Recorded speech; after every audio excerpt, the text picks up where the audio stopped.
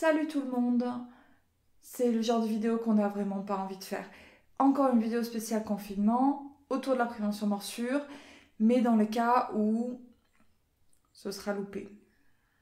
Ok, c'est juste trop tard, votre chien a mordu pendant le confinement, que faire? La première étape, si ça vient de se produire, vous isolez le chien ou vous vous isolez. Ça veut dire que si vous ne pouvez pas faire sortir le chien de la pièce de manière sécure, ne le faites pas, sortez. Mettez-vous en sécurité. Puis, vous vous occupez de la victime. On ne s'en prend pas au chien. Ça ne sert à rien. Tout ce que vous allez faire, c'est produire un suraccident. Votre chien, il est sans doute pas bien du tout à ce moment-là. Si vous y allez, si vous lui criez dessus, si vous l'engueulez, si vous levez la main, tout ce qu'il va pouvoir faire, c'est se défendre. Et donc mordre. Encore. Donc on oublie le chien et on s'occupe de la victime. Vraiment. En cas de morsure, soit il n'y a rien, voire un petit bleu ou une griffure. Suivant les peaux, la griffure peut arriver très très vite. En cas de doute, vous désinfectez bien et pensez surtout à surveiller le reste. Lors de la chute, est-ce que la personne est tombée? Est-ce qu'elle s'est cognée la tête? Ce genre de détails, ça doit être vérifié. Suivant la morsure, il peut s'agir d'une urgence vitale. Oh, et les gens, on est d'accord? Le Covid-19, c'est dangereux, il faut rester confiné, rester chez vous, tout ça, tout ça. Maintenant, restez pas à crever chez vous. Il faut vraiment que je précise ça? Enfin, si vous êtes en train de faire un infarctus, allez à l'hosto. Si vous venez de vous faire bouffer par un chien et que vous êtes en train de crever, allez à l'hosto. On est d'accord, hein? Prenez soin de vous.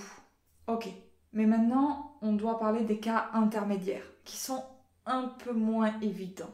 Il faut savoir que quand un chien vous mord, il y a un point d'entrée du croc. Et ce point d'entrée, il peut être tout petit. Par contre, dessous, il va y avoir une zone de décollement ou un écrasement. Et cette zone de décollement, elle va être infectée par le croc. Même si là, maintenant, tout de suite, ça peut vous paraître bénin, en temps normal, on vous dirait « il y a un trou, hôpital ». On ne chercherait même pas à comprendre.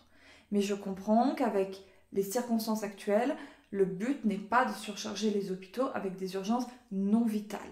Du coup, vous pouvez appeler le centre anti-rabique pour vérifier que tout est ok de ce côté-là. Vérifiez par exemple dans le carnet de santé de votre chien, parce qu'a priori vous êtes confiné, ça devrait être votre chien, s'il a été vacciné ou pas contre la rage.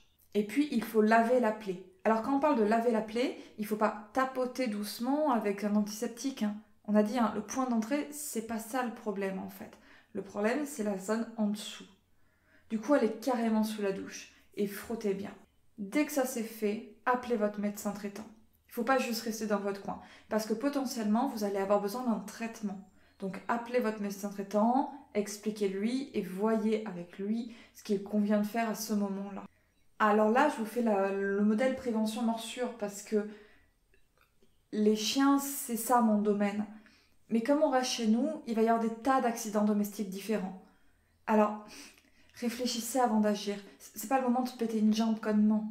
Si on ne veut pas surcharger les hôpitaux, il faut à la fois rester à la maison et puis être prudent. Alors bon, soyons prudents.